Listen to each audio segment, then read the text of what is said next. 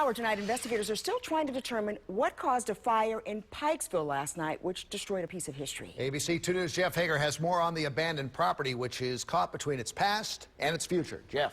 Well, Jamie, the now defunct Pikesville Swim Club actually dates back about half a century, but long past its glory now, fire has reduced what's left of it to charred rubble and a burned out shell.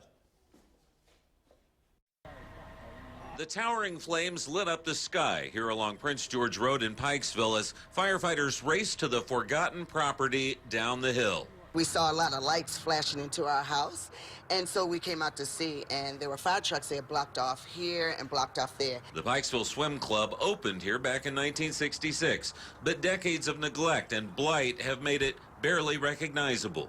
A lot of overgrowth down there. There's a property down there that's really torn up, and there's a couple of pools down there. It's kind of nasty. The 3,000 square foot clubhouse, which at some point over the years was converted into a private residence but was later abandoned, bore the brunt of the damage. Fire crews arrived on the scene at about 10 o'clock Wednesday evening, and much of the structure was already engulfed in flames.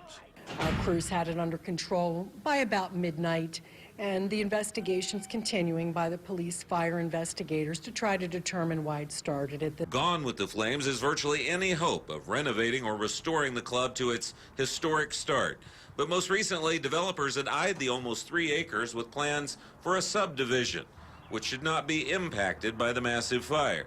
They wanted to put houses down there, which was a concern of the area, and I guess they fought it, so they're not going to do that anymore, and so now it's up for sale again.